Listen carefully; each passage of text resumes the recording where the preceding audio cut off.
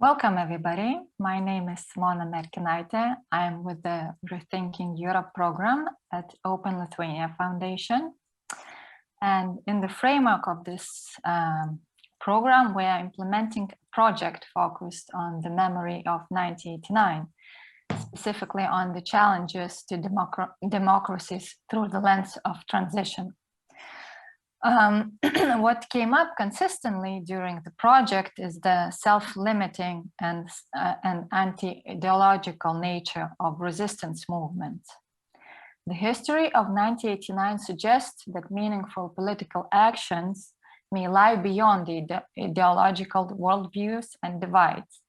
So when we recall the 1989 as a fight for liberal democracy or against socialism, we reduce its diverse meaning to a single idea. People acted together to constitute a free space apart from the dictates of the regimes. And so since the collapse of Soviet Union, at least here in Europe, we have witnessed something similar in Ukraine during the Euromaidan and now during the protests in Belarus. Those suggest that real political change and unified force of civil actions come from outside the ideological associations. Of course, the fall of bipolar world had global implications as well. Add to that the changing dynamics of ideology and democracy because of the new wave of populism. Questions like, what is populism's relationship to political ideologies and ideas? How the populism changes the nature and the ways of political representation and are becoming central. And so, as well as a question of how populists use the vacuum of ideas following the collapse of Soviet Union are becoming central. Not to mention the technological progress has weakened the traditional party politics as social movements organize horizontally and learn from each other more. So in the preparation for this discussion, we discussed with our distinguished guests, whom I will introduce shortly, how to best approach the question of dynamics between ideologies and democracies. And we came up with the idea of having a dialogue rather than presentations, and have an event where we inquire things rather than provide our own answers. So let me introduce our distinguished guests of the dialogue today. We have Jeffrey Goldfarb, who is a professor of sociology at the New School for Social Research. He's the co-founder of the Public Seminar and also runs Democracy Seminar, which is a worldwide committee of scholars, journalists, activists, and citizens who seek to understand the origins of the threats to democracy and offers a platform for exchange of the ideas. He is a longtime supporter of the academics in exile at the New School, including the ones who were persecuted by the Soviet system in the 70s and 80s. And his thinking is very much informed by the history of the region. As we were preparing, Jeff mentioned that he will focus most on his experience and his relationship to the region, as well as on the US politics. Our second participant is Nadia Urbinati, who is a professor of modern and contemporary political thought. She teaches at Columbia University and is also a visiting professor in Italy, France, and Brazil. She is one of the permanent scholars researching and writing on issues of democracy, the democratic and anti-democratic traditions. In 2008, Italy's president awarded Urbinati the commandment of Italian Republic for her contribution to the study of democracy and diffusion of Italian liberal and democratic thought abroad. She's the author of many award-winning books like Mill on Democracy, and her latest one, Me the People, How Populism Transforms Democracy, is read by both political scholars and philosophers, which is a testament to the richness of the writing. So, as I mentioned, we will conduct this event in a form of dialogue between the two distinguished guests. We will head off with some pre-prepared questions we felt were important to address. And in about 40 minutes time, we will also introduce the audience into discussion. So please think of your questions and pose them in the chat window that you see on the right corner. We will try to get to as many of them and answer all of them. So let me start with a little bit of history. Some consider the collapse of the Soviet Union as an origin of the post-truth politics and a new populism that has quite an arbitrary relationships to the ideological frameworks. So first I want to ask for your more personal perspective, your memories, what you thought 1989 will bring and how that thinking has changed in 30 years. And the second part of the question is exactly that. Do you think that the problems faced by democracies today can be at least in part attributed to the collapse of the ideological divide in the pre-1989 world? So Jeff, maybe let's start with you.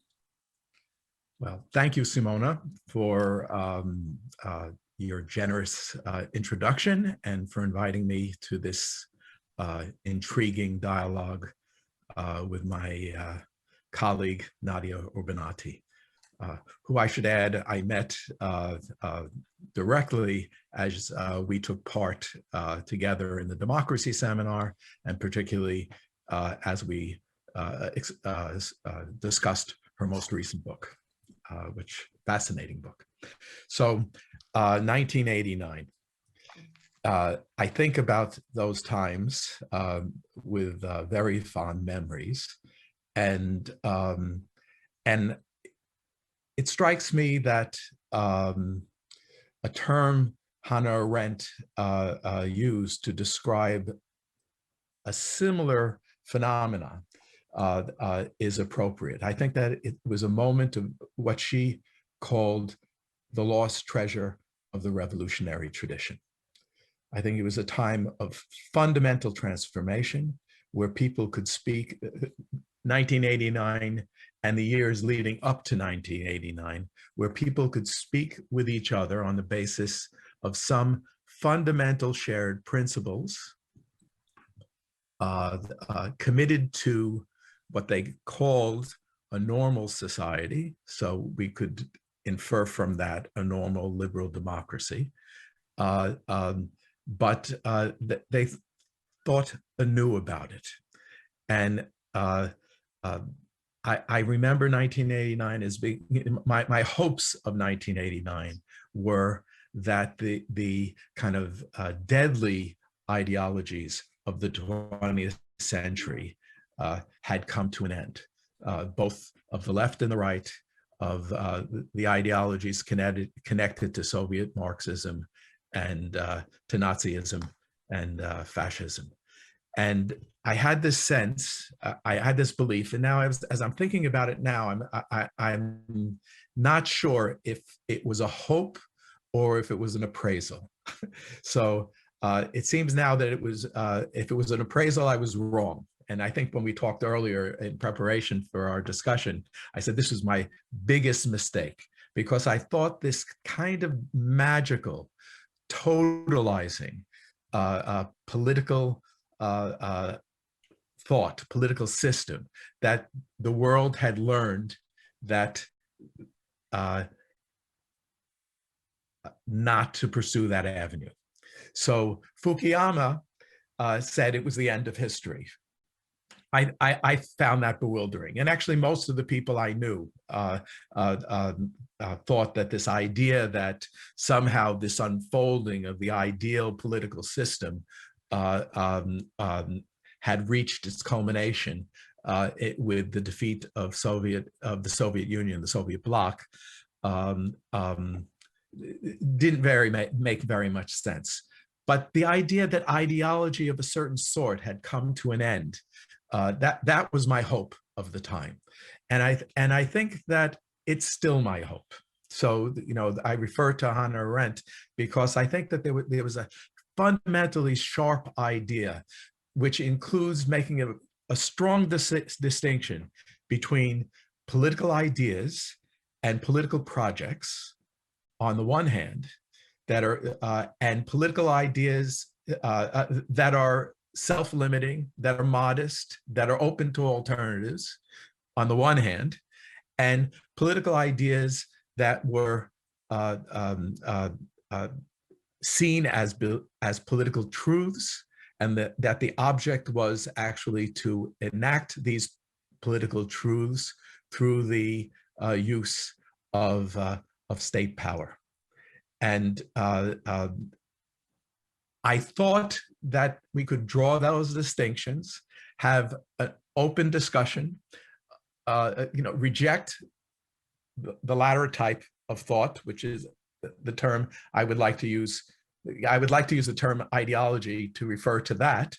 And we could still have political contests between competing political ideas that are presented in a public sphere for discussion. And I think that one of the very big problems of the immediate aftermath of 1989 is that some questions were seen as being answered too easily by economic policy, shock therapy, in notions, in fact, of transition, that we were going to go from one political system, a bad political system, and all we had to do is follow a recipe to get to a more ideal political system. So I actually was always kind of uncomfortable with the idea of political transition and transitionology, as if there was a clear endpoint, because it seems to me that what I learned in being connected to the opposition in Poland and in Central Europe was that an openness to alternative views, an openness to alternative paths of development characterized the moment, and then it was lost when people too quickly chose a formula of liberal capitalist democracy, as if that's an alternative system that was the key to happiness. So at the moment of 1989, I was very enthusiastic, and then very soon after, I felt that the key insight of the roundtables, the key insight of Solidarność, the key insight of the democratic opposition throughout all around the old Soviet bloc was lost very, very quickly. Well, I can perhaps continue on this line a little bit, because I find this extremely interesting to understand the illusion and the disillusionment connected with the 1989. So there was certainly the decline of a despotic form of socialism, the decline of the mythology of a popular democracy as if, or socialist democracy, as if it could exist without basic liberal rights. It was the end of the myth of a trajectory of history with an end incorporated within. It was an end of a theology of revolution and messianic waiting for the city to come, the utopia to come. So it was a good end in some sense. It was the end of some important stones or limitations of critical knowledge for many of us. And in some sense, along with this decline, however, something important didn't decline, and it is relevant for us, and perhaps yes, I will come back. Some important things didn't decline with the decline of Soviet form of socialism, of state socialism, with despotic and at times also totalitarian characteristics. Some important elements of the tradition of socialist tradition, in particular, not only Marxist, but also the socialist tradition, needs to be considered. And those here in those days, as Jeff just said, many people tended to close the book too easily, and to close the book with good things inside also, not only the despicable ones. First of all, we learn that certainly the socialist revolution cannot be a resolution of all our problems. Perhaps is the beginning of problems, if one wants to say so, historically speaking. So we are not waiting for that moment. But Marx sociology, understood as a critical sociology, as a critical approach to understanding the world in which we are. Well, that sociology of Marx raise problems that are still with us today, first of all, and we cannot avoid thinking critically with Marx about these problems. First of all, the primacy of economic power over political and cultural power.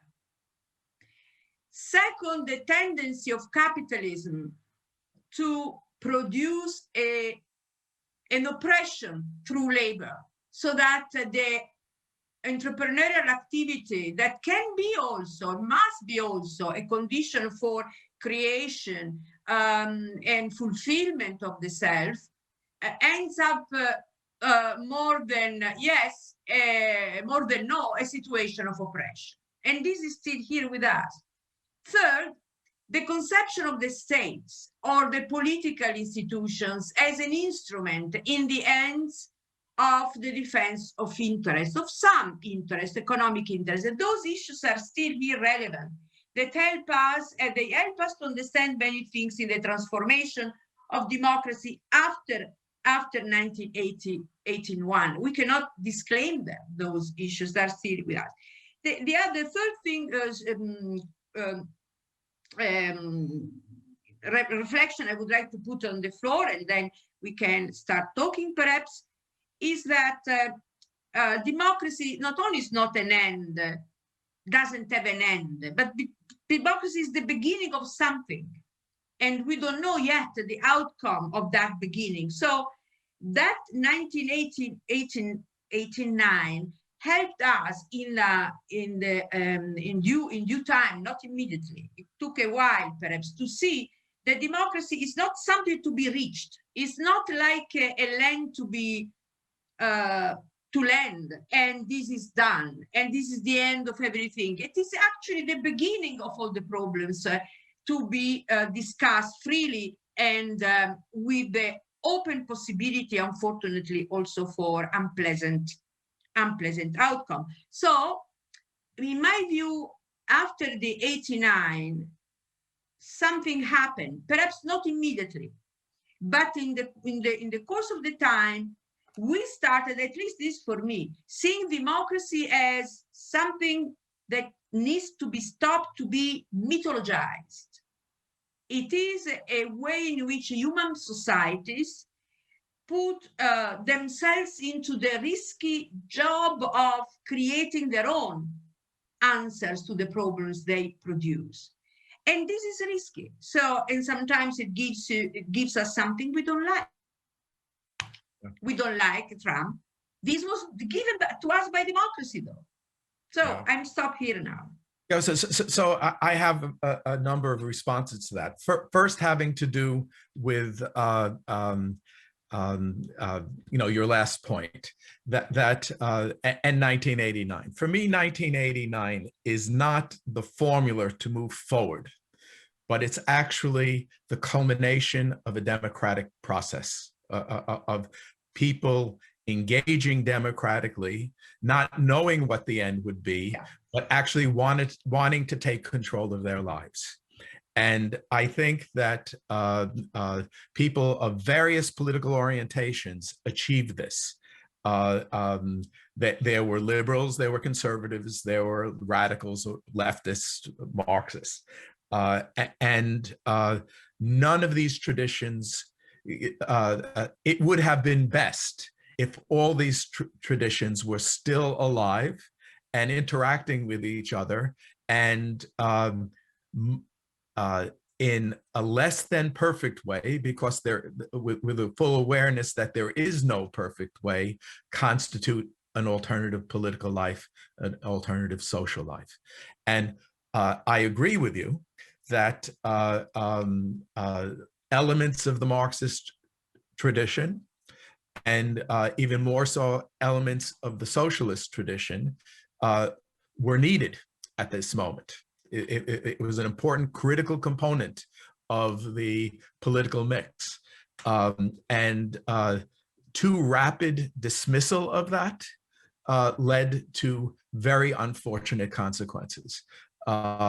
Maybe the easiest way to encapsulate the problem of ignoring that tradition is this idea of shock therapy, that somehow immediately a free market, a radical, before the discussion, I was telling you, Nadia, that I don't like the term neoliberal, but a Marxist, and I prefer Marxist fundamentalist. So a Marxist fundamentalist steering mechanism was brought into play, and I think that led to a great deal of suffering. At the time, I thought that society and politics are messy. And I thought that if democracy was constituted, there would be resistances to that shock therapy, and there would be tragedy would be avoided. I think, to summarize very, very compactly, and perhaps too compactly, I think that what happened is that free market, radical free market position was instituted.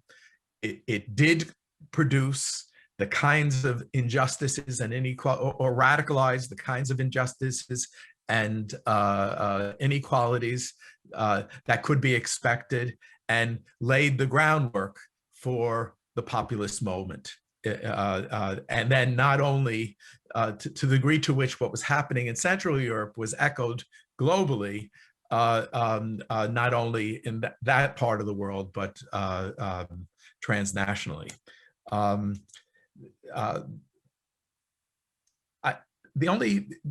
So far we're agreeing with each other. The only disagreement I have is this idea, this Marxist idea of the primacy of the economic. If I understood you correctly. I think it's a problem. Yeah. For me, it's a problem, but he made us. Yeah. Okay. So I think that the economic is very important, but the moral, the social, the cultural are very, very much interconnected, and sometimes a simple idea alternative idea can overpower material conditions. But I think you're right. I think I was reading Marx in this way, making us see how reductivist is to consider all human life connected to the question of interest and economic survival. Right. So then there's the kind of irony that the most radical anti-socialist, the most anti-Marxist, actually mimicked the Marxist position. Yes. And they thought, if we take care of the market, then all problems, Exactly. everything else would solve itself. So we don't disagree. No, we would say actually yeah. that liberalism, in this radical way you mentioned it, is a kind of reconfirmation of some unity between Marxism and liberalism on this primacy of the economic. Right. Both of them. Right. Yeah. And so we can read that in a critical way instead of embracing it, of course. I mean, both in the liberal and the Marxist sense, yes. Right. And then I would add that I think one of the major problems that exists now in the United States, and not only in the United States, but strikingly in the United States, is that we've lost a sound conservative political position, so that we inherit insights from the past, ways of knowing, and that are being destroyed, have been destroyed throughout the 20th century and at the present moment, and that an important part of politics is not only that the socialist tradition should be kept alive, I agree, but also the conservative tradition should be kept alive. And that I described before we went live, I described myself as a radical centrist.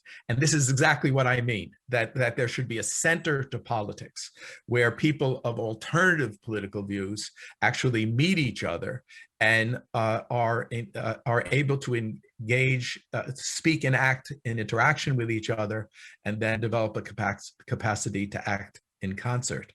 That's people on the left, right, and center. And I thought that was going to be a fruit of 1989, and alas, it wasn't. And things have gotten much, much worse in my native land now because that's not the case. So I think part of the very severe crisis in the United States is, I'm heartened by recent developments that the left and kind of the insights of social democracy and the critique of racism and sexism and so forth are now a serious part of our political life.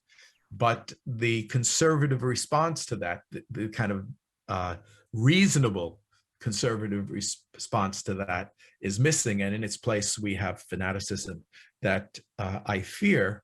I'm relatively optimistic about the immediate future in the United States, but profoundly pessimistic about the long-term future of the United States, exactly because the conservative response to things that I want are becoming absolutely bizarre and dangerous. So my question is then, you've raised both the point of inherited ways of knowing and thinking that is usually reduced to ideological thinking, and the reductionist nature of any ideology. I mean, it prefers the consistency of the idea over individual facts, judgments, and accountability. So, and the populist movements, it seems, take a great advantage of the ideological device in societies and make it harder to reconcile those differences between groups. Yet, ideas are key for the life of democracy, and you write, Nadia, about this in your last book. It is vital to the process of representation that has been eroded by the populist movements. So the question is then, do we still need ideologies in democracy today, and what is their role? So, Simone, thank you, because this allows me to continue the conversation, because when Jeff said that there is the erosion of conservative and the radicalization of the right, or the conservative is simply, This is a problem we also face, although perhaps less dramatically, but in some countries like mine, as much as dramatic as in the States, not as much as dramatic as in the United States. It's the same logic. Until the 70s, the 80s, and the 90s, the criticism against the so-called liberal democracy came from the left. Now, the left doesn't have any critical arguments to make so strongly, but it's the right wing that has strong arguments against the democratic, liberal democratic system. They call it establishment against the interest of the many, or the interest of the people, or the interest of the nation. So they transform the actor, the agent, from class into identity, kind of, could be a nation, could be an activist kind of interpretation of the nation.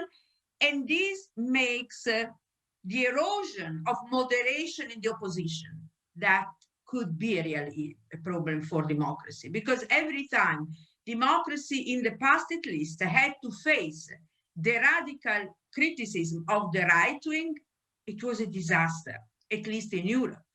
Yeah.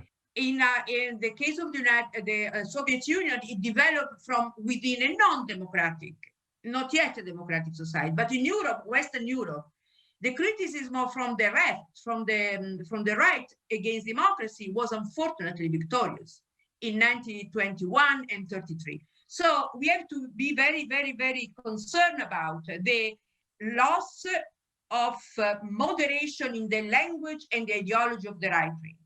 And this is what also opens us to populism. So doesn't mean that we have to throw away all ideologies in the name of a kind of centrist mentality. It doesn't make any sense. Ideologies are not simply a conglomeration of religious kind of beliefs. There are also strategies for reading reality, critically reading reality, and also for proposing solutions. So we need a scheme of mental disposition to reality that are based on principles or assumptions. We cannot avoid them. And this is part of what politics is about. Now, the question is, how can we deal with the ideologies that become so impermeable to critical and deliberative and discursive interactions that they refuse any encounter with the others? This is what brings us today to a populist, this fake kind of news approach, assumption that there is an enemy always there and we have to protect us against that, refusing any forms of self-critical approach to reality. This, for me, is today the most relevant problem that democracies are facing. We call it populist because we don't have another name, perhaps. But it's. I'm sorry. Don't be sorry. But first I'd like to confess something. That is, soon after 1989, many of my friends in Central Europe and Latin America started worrying about the direction democracy was going. Mm-hmm. and when it was going in ways that they didn't particularly like, they called it populist. Exactly. And I always say, well, I then puzzled, like, what's populist and what's democratic? Yeah. And it seemed that populist was things that ordinary people wanted that my friends wanted to ignore. And I think that it was democratic bad faith on their part to not listen to the criticisms that were coming out of ordinary people. Absolutely. So then I didn't want, I told you I don't like to use the term neoliberalism. Then I was going around saying I don't like to use the term populism. Now I like to use the term populism, I'll say, as a student of Nadia, because I think that she's getting to something very, very important about the present moment, which we're discussing now. So maybe that's it for the moment. can we continue on populism, or you want to give us another hint? Yes, I just wanted to ask another question. Nadia, when you talked about the lack of the self-critical approach to reality, and then, you know, which explains, at least in part, the wave of populism. So why do you, and maybe you, Jeff, as well, on behalf of from US, why does that happen? Well, this would require a conference and even more of its own. So let's try to see things from what the populists today are critical of. So first, just within parentheses, let's try to avoid using populism as a way of attacking what we don't like. Yes. Don't use populism as a polemical strategy. No, because sometimes after particularly Brexit, many politicians and also academics, I have to say, they accuse of populism everything that is oppositional to an existing government. This is wrong, because otherwise there is no longer place for opposition. So we cannot say that democracy is simply inside of the institutions and democracy is no longer outside of. No, it's also outside, and sometimes develops critical approach. So having said so, populism, we use populism knowing about this risk, and we try to use it as a cognitive category, helping us to understand what is the kind of democracy we are facing now. First, think in this way, think in historical way. Democracy is an historical, not only makes history, but it also has some historical differences inside of its long history. In the last 200 years, had different forms of manifestations. Now, populism is one of these forms of manifestation when a populist movement or leader or majority has power and acquires power through election. So we need to make an effort to try to understand what kind of democracy is this one and why we are right to be concerned. So it is a form of democracy that, in my view at least, analyzing the United States under Trump, analyze my country, Italy, analyze Hungary and other countries around, it is an attempt to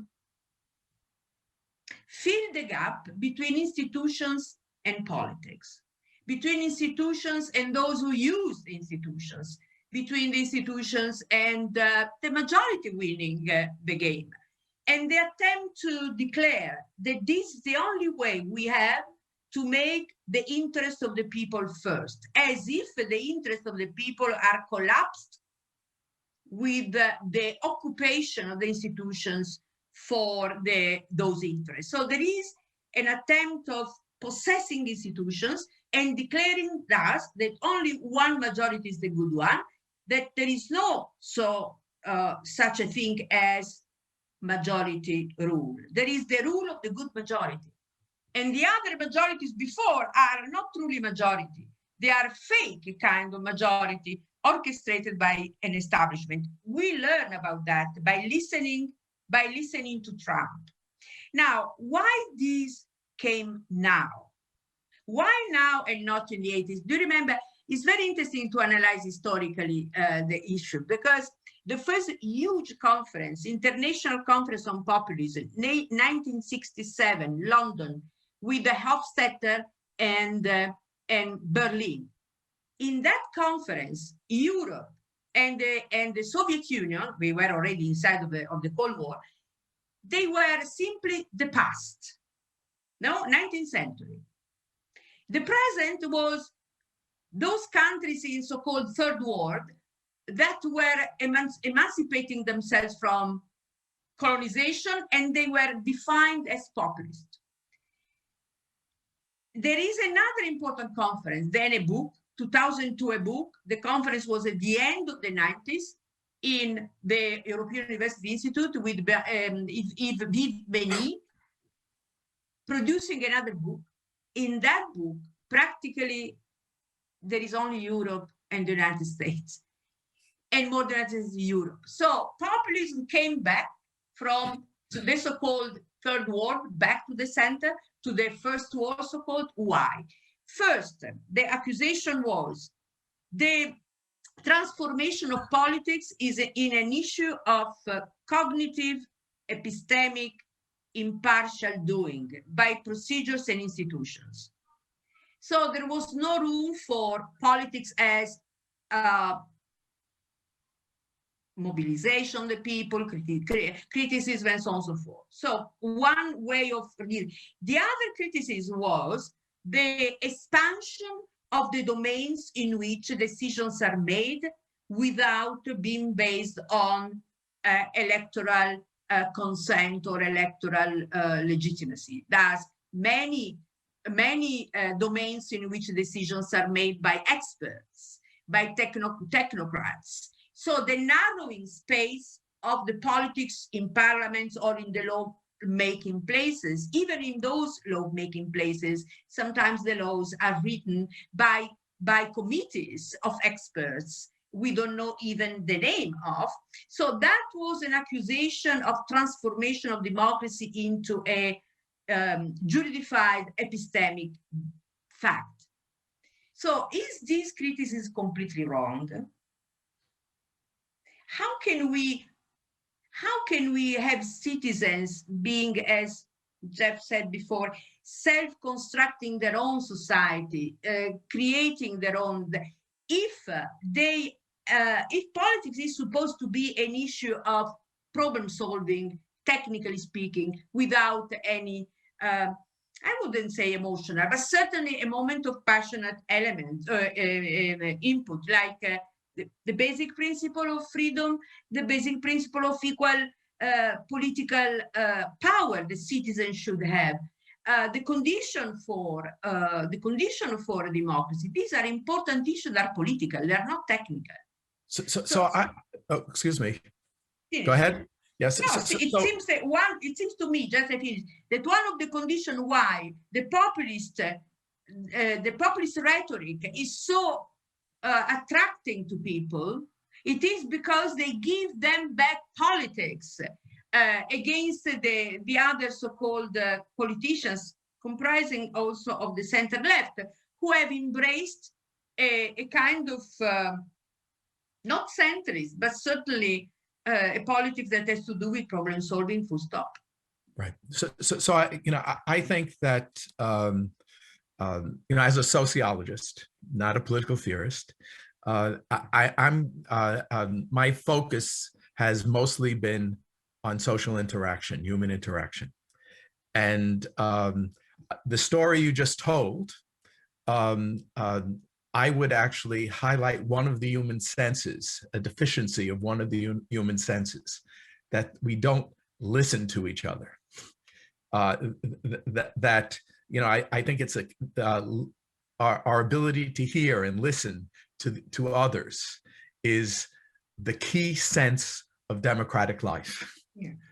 And that one of the problems, I think that the populist program of Trump and Trumpism is reprehensible, and the people who hold that position are responsible for the position, and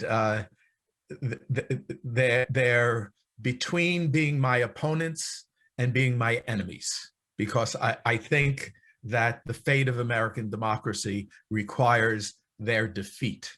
Not compromising with them, but they must be defeated. Nevertheless, I think about people like us, people of the center left, of the center right. And I think, the people who too quickly, as Nadia just described, started seeing all political problems as being technical, not being political problems, but being technical problems that experts should address.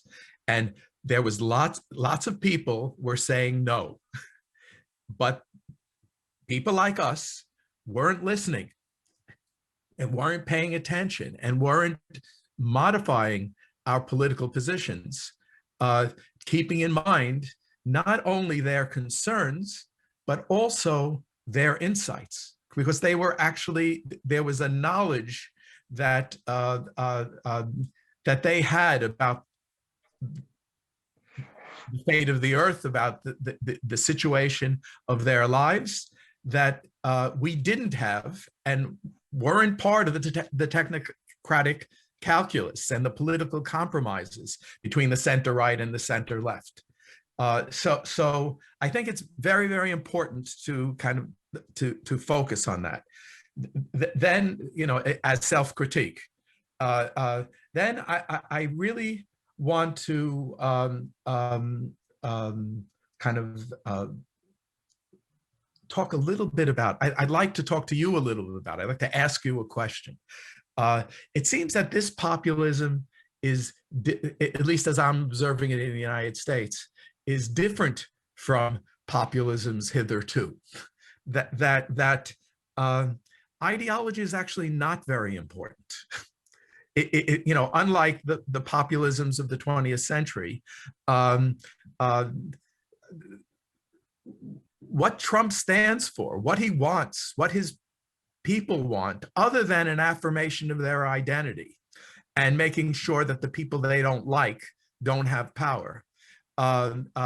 There's, you know, that's a very, very important part of it. It's populism without ideology, I think, is part of our condition. And I think that's somehow related to the fate of truth. Mm-hmm. That you know, the great obscenity of the 20th century, highlighted by political thinkers such as Hannah Arendt, but also imaginative political humanists such as George Orwell, is that truth and power were conflated. I mean, this is, you know, in my studies of previously existing socialist Bach and socialism, that was the key. That what, you know, Trotsky once said, to his shame, that the only truth I know is the truth of the party. So that the idea that truth was infinitely malleable as exercised by the powers, but that it still was treated as truth. And now we live in a world where the pretense of truth has been abandoned.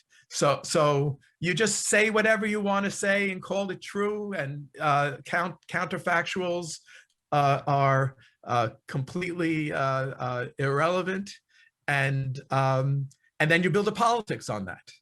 So I think that the crisis of our time, I mean, it's the reason why I don't want to say, you know, we define ideology differently, but, you know, I still think political ideas and imaginations are central now. And one of the crises of our times is that for a significant part of the population, the only idea is me, the people.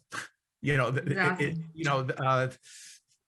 yes, this is very important because, you know, particularly democracy makes some important promises, and these promises are not through some false kind of promises. It promises that the society we live in needs to and must treat us, all of us, as with dignity as human beings, individually speaking, and to give us equal chance for a voice and for the participation. It makes several other important promises concerning a decent life and so on and so forth. You cannot, if you are a Democrat, promise people to be poor and destitute or not to care about them. Makes no sense.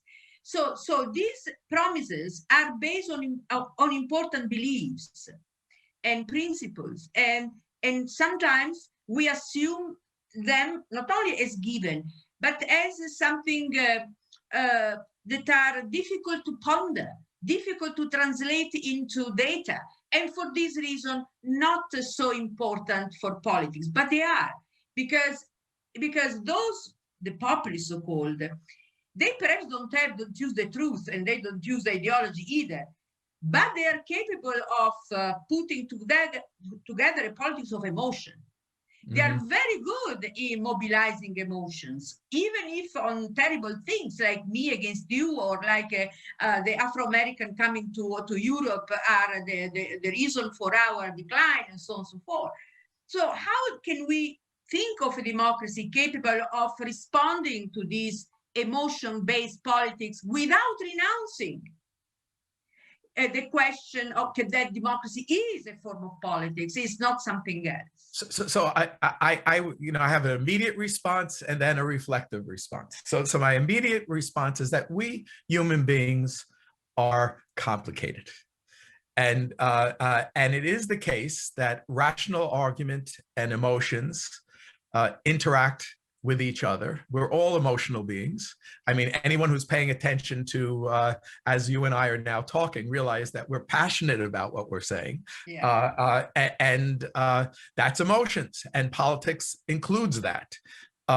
So, the idea that we have to somehow exile emotions and they get on with rational politics is a huge mistake.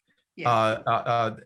But then the question is there a way of capturing emotions more successfully? Well, there is. Political actors and political leaders can do that. I'm just going to point to Joe Biden and say, this is a man who actually uses emotions. He's emotionally intelligent, and he's using emotions as he is learning to be a progressive and actually not perfectly, but addressing the problems of our times. Okay, that's for politicians, leaders. But then I'm going back to how you describe populism. And if I remember correctly, you're in Rimini now, right?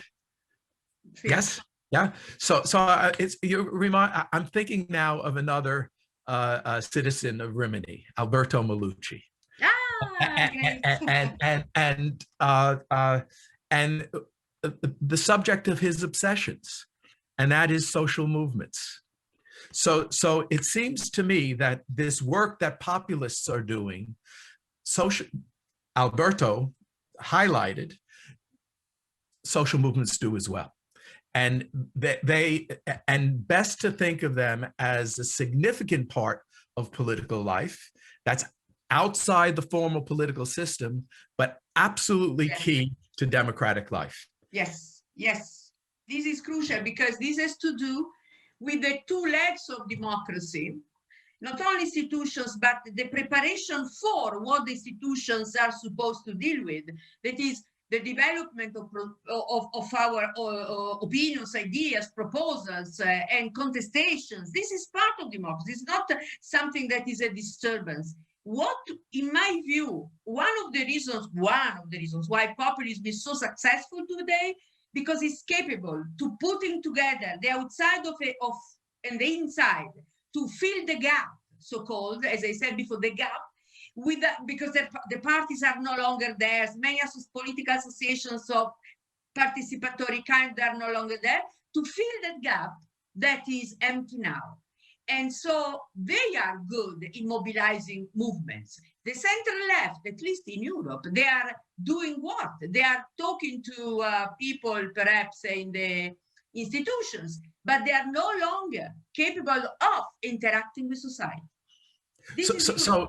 So I often take affront when people describe me as an optimist, because I'm not. I mean, I think that there are many problems, and I wouldn't bet on the future of democracy in America.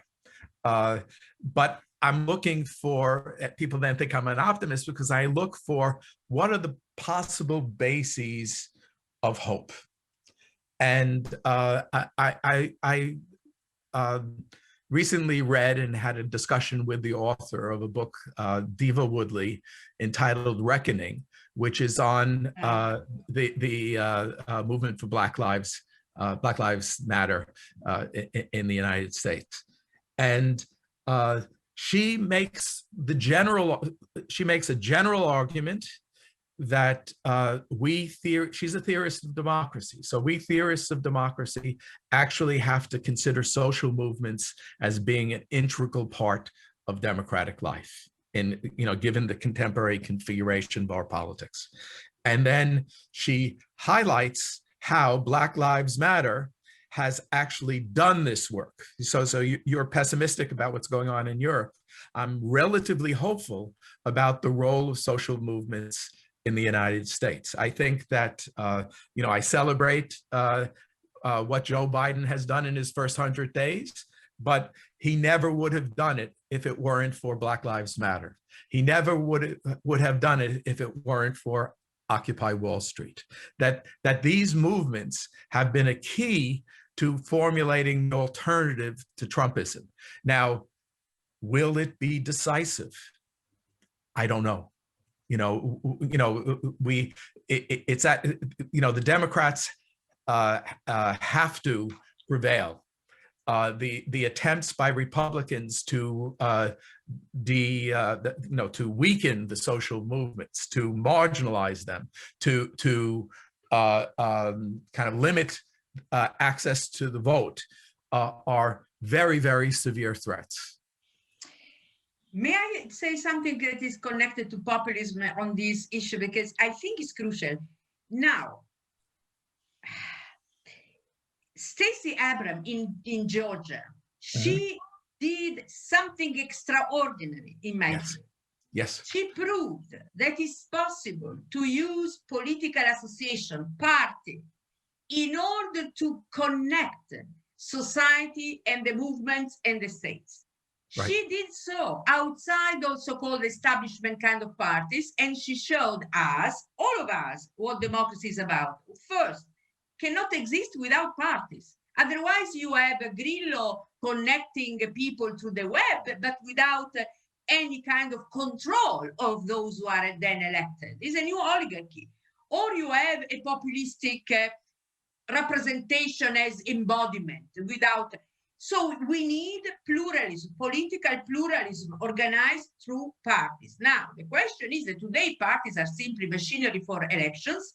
Fine. But she showed, and she won. Yes. 11 or more years, she won on this issue. And this should be, in my view, is a very, very important message, meaning constructing again the connections between political parties and participation of the people. Yeah, so she has been nominated for the Nobel Prize for Peace, and I absolutely support the nomination. I think is an incredible. Yeah. She's intelligent. She's a political very intelligent, very intelligent. But I think it's also the Occupy Wall Street kind of faded. But I think the one reason why Black Lives Matter is not fading is actually it learned from maybe the failure of Occupy Wall Street, but more likely the long history of the civil rights movement, and then the victory of politicians such as Stacey Abrams. They have, with some controversy, made a party turn. So they understand that a part of the social movement is collaborating with alas, it has to be the Democratic Party in the United States. Similar developments in Europe, East and West, would have alternative parties to connect with. But it's absolutely, when I think about what's going on in Poland, it's absolutely central that the alternative parties to peace strengthen themselves, collaborate with each other, and link with social movements. Okay. I don't.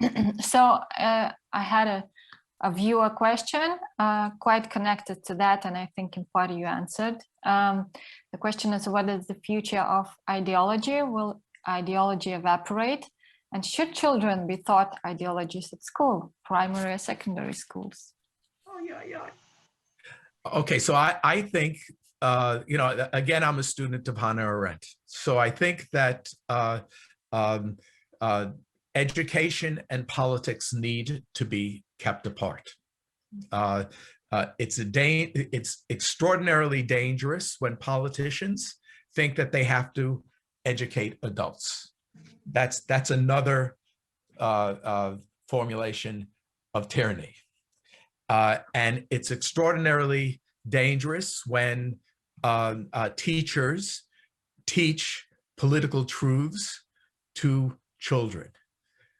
But what they need to do is take responsibility for the world as it is, to inform students, not to give ideological training, but to inform students about the history of ideas, the history of political ideas, the history of political ideologies, the questions that this poses, but they shouldn't present answers. Now, I think, you know, my negative view of ideologies, I'll put aside for a moment, and I'll say that if we want to use ideology as, you know, political ideas, systematic, committed to alternative fundamental principles, those are absolutely necessary. In schools, we should teach students about the ones that are current and decent. And in politics, we have to base our activity upon such ideas, alternative ideas. I agree on this. I don't have particular things to add to that. What we want to, since democracy has enemies inside and outside, to make citizens understand that it's not simply a promenade or something bureaucratic that they can have or not, independent of their will. This needs to be changed a little bit, because we are too much bureaucratic in considering democracy. So it's enough to be democratic citizens, to be free and to do what you like, and to be indifferent to the public, or to not to have a sense of, I wouldn't say duty, but a sense of that you have some, some moral duties toward the community. Responsibility. Yeah, responsibility. So in this sense, civic education, which is not ideology, is crucial. I mean, this is what John Dewey used to do. No, I agree. Civic education, but not political education. Oh, yes. No, yeah. Yes. Yeah. But, you know, sometimes they seem to be close. And actually discerning the difference between the two is not easy. For instance, one of the important value is pluralism. Yeah. It's tolerance toward others, acceptance.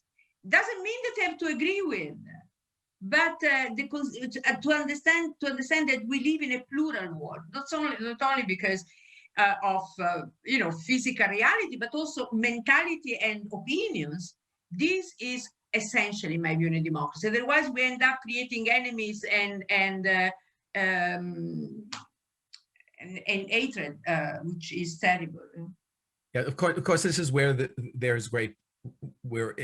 present situation presents extraordinary challenges, because what I said applies to kind of normal political situation, but when in fact the existence of the polity is in question, or the existence of democracy itself is in question, is being challenged, which is not only the situation of the new democracies, but also of the well-established democracies, then actually making these distinctions is very, very difficult.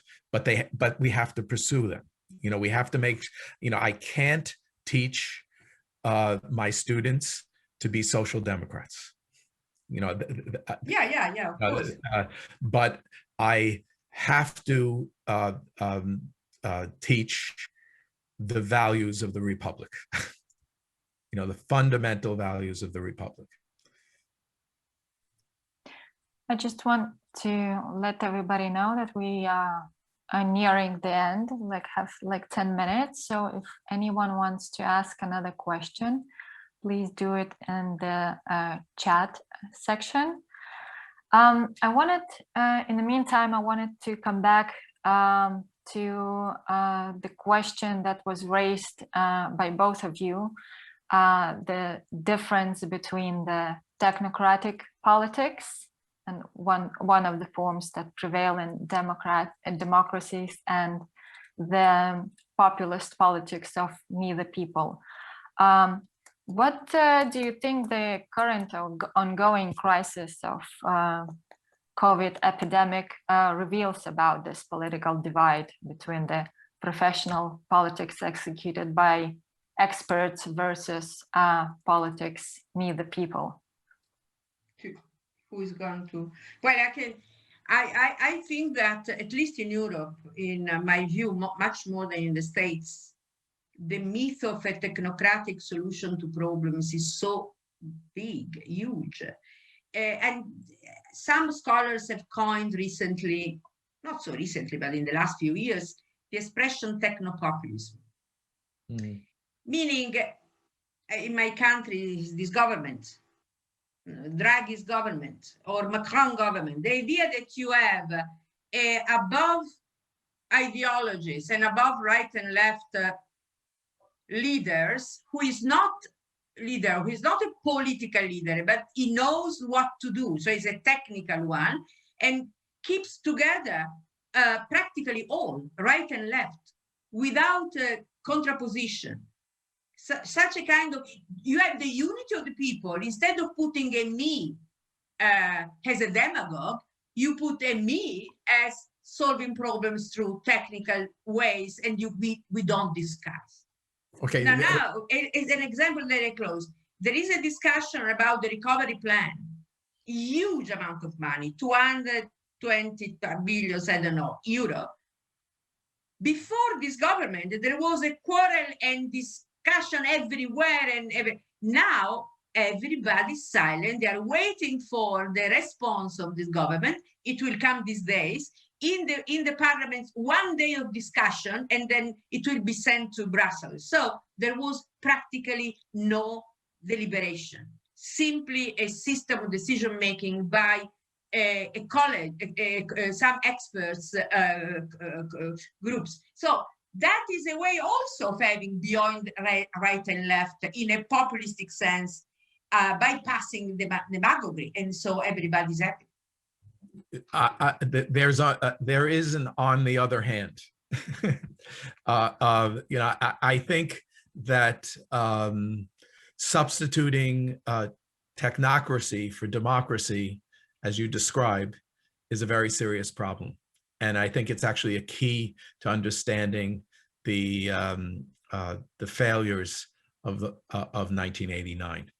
Yes. For example. But the refusal to recognize that some issues are not political. Some questions have technical solutions. Oh yeah. How to kind of approach the pharmaceutical industry in distributing the vaccines and how to control it, that's a political issue.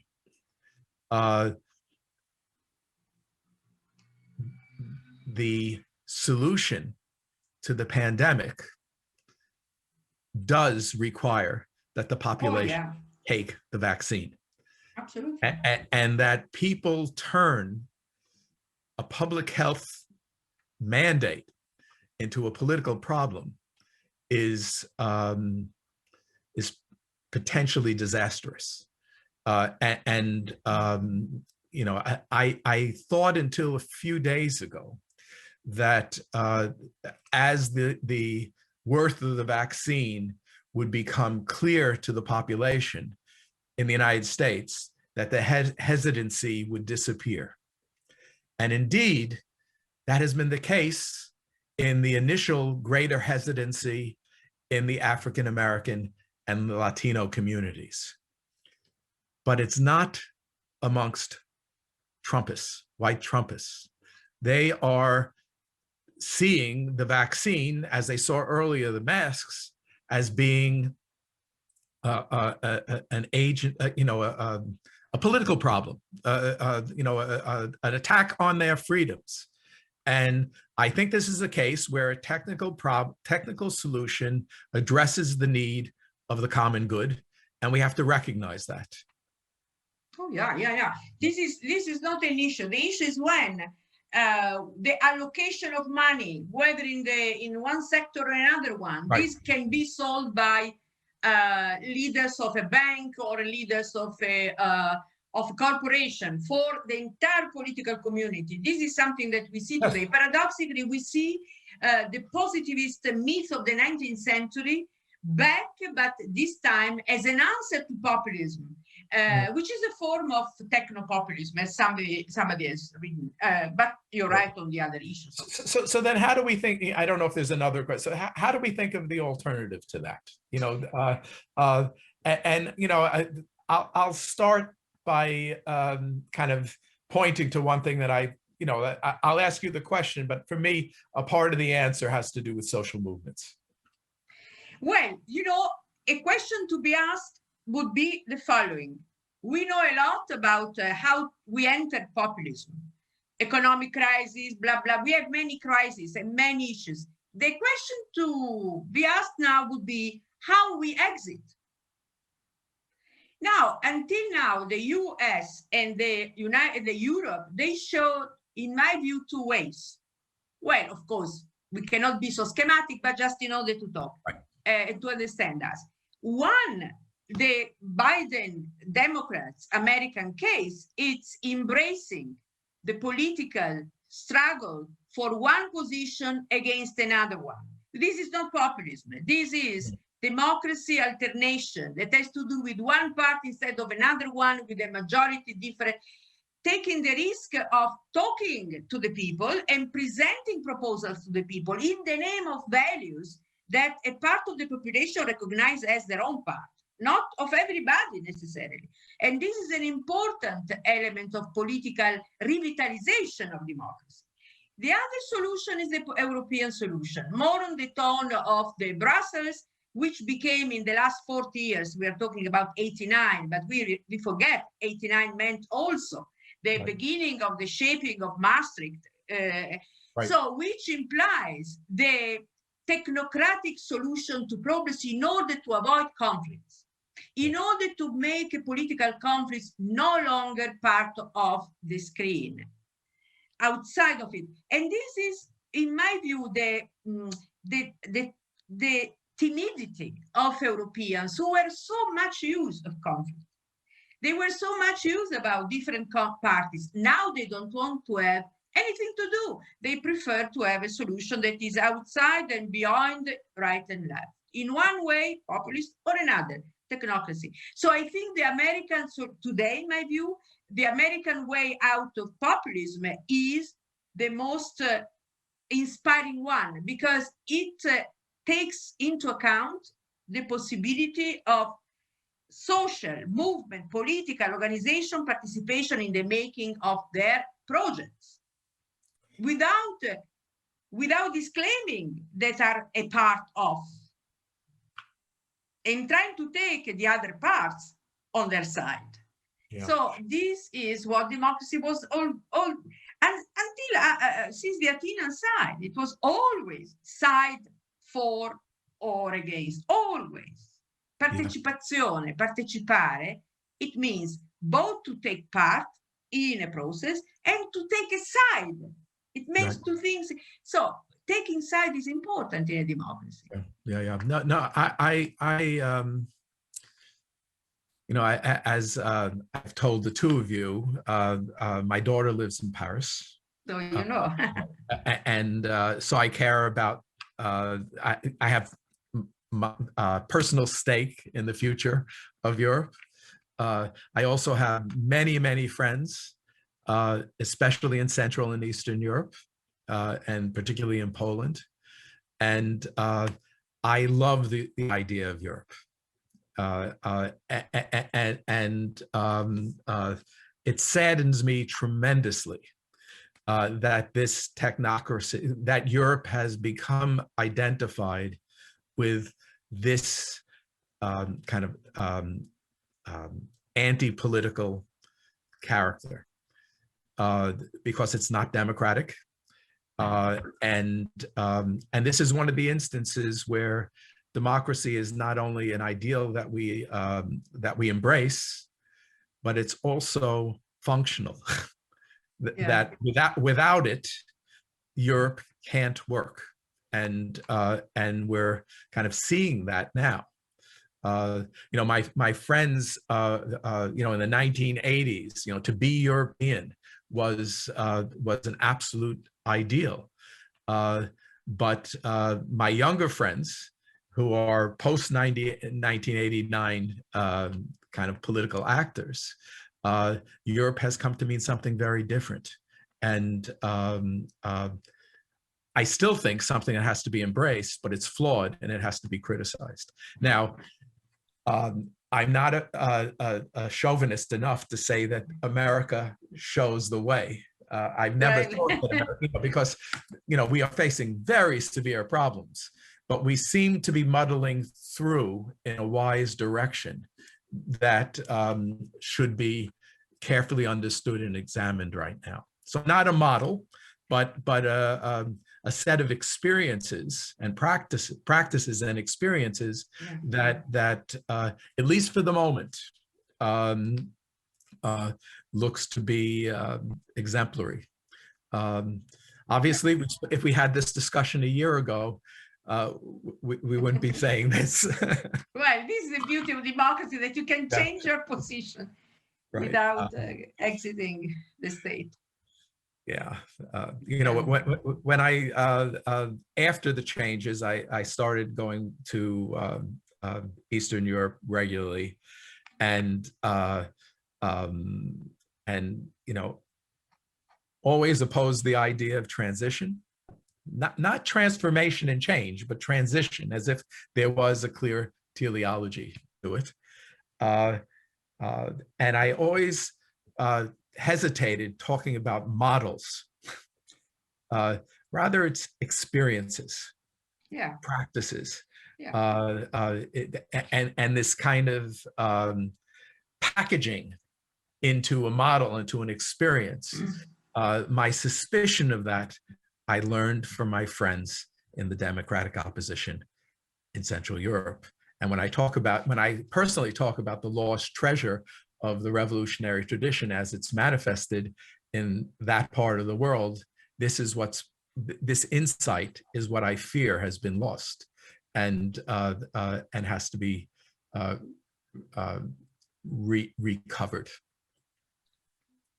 Yeah, I think it's a very good suggestion for the conclusion of this dialogue. So I want to thank you both for your time and for your contribution and for your thoughts. I also want to thank the Europe for Citizens program that made it possible, as well as partners, Democracy Seminar, the New School for Social Research, Institute for International Relations and Political Science at Vilnius University, and my separate thanks to Maximas Milta from European Humanities University for helping with the initial planning of this event. If any of the viewers would be interested in the results of the project we are doing these talks you can visit New Eastern Europe page at neweasterneurope.eu, Visegrad Insight and visegradinsight.eu/Rethink 1989. So this event is the first in the 3-day events conference.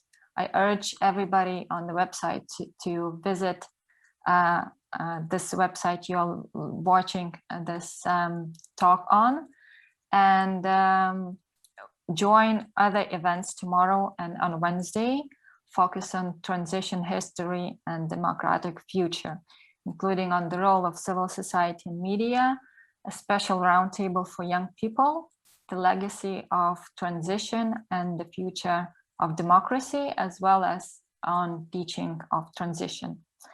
I thank you both once again. I thank all the viewers that connected, and have a lovely evening or day.